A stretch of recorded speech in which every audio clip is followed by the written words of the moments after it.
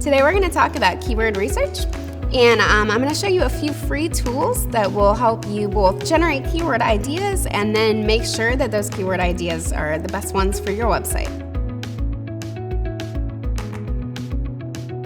At Volusion, we use a whole set of tools.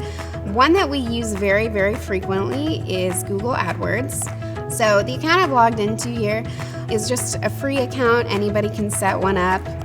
So let's go back to the vintage belt example from last time. I'm just gonna start populating this with a couple different keywords.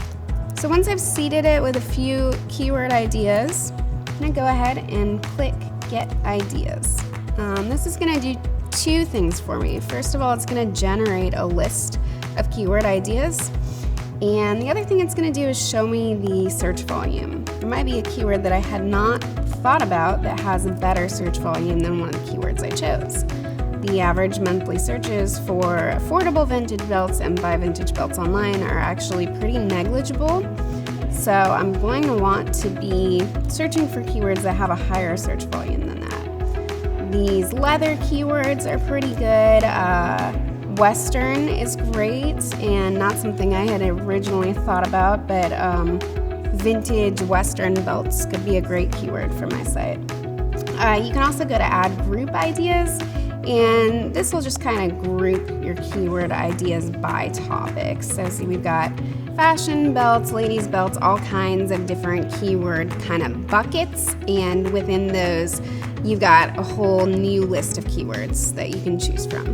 You take a look over here at competition and suggested bid.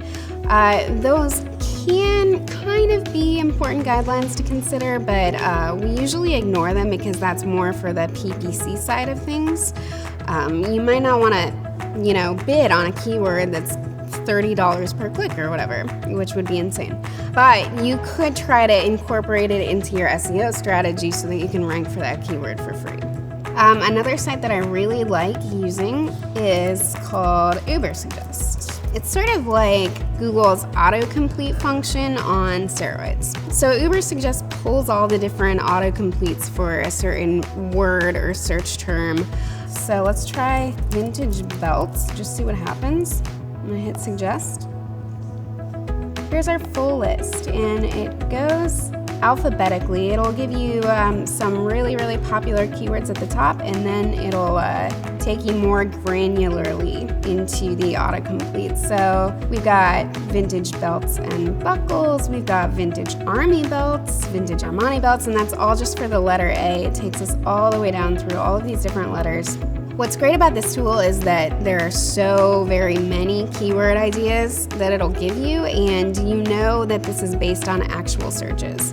So I love using this tool for keyword searches as well, particularly as I get more and more what's called long tail, which means keywords that are less broad but more targeted. So there might be a keyword with only a search volume of 10, like let's say vintage garter belts and stockings might have a really low search volume, but if I sell those, chances are the person or people who are searching for that, that's exactly what they want.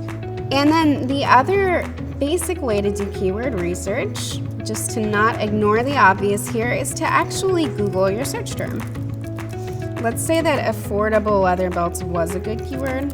You can see that the people ranking at the top for these are all fairly big, well-known companies. We've got Overstock.com, we've got Old Navy, we've got Amazon. None of that's great. Number one is Belt Outlet, which could possibly be a smaller shop, but it's so specialized, so that's going to be really hard to outcompete. Once we get down to the fifth result or so, things get a little bit less competitive. It's not the worst idea to hang on to that keyword and try to rank for it because you could get a little bit lower on the page, but you have to approach it with the understanding that we will probably not be number one for that keyword. What I'm really looking for would be competitors that are similar to my shop size, preferably people with not so great SEO, because then I can outrank them really easily. So that was an overview on how to find the right keywords for your website. Make sure to tune in next time so that we can talk about how to choose the right content strategy for your website.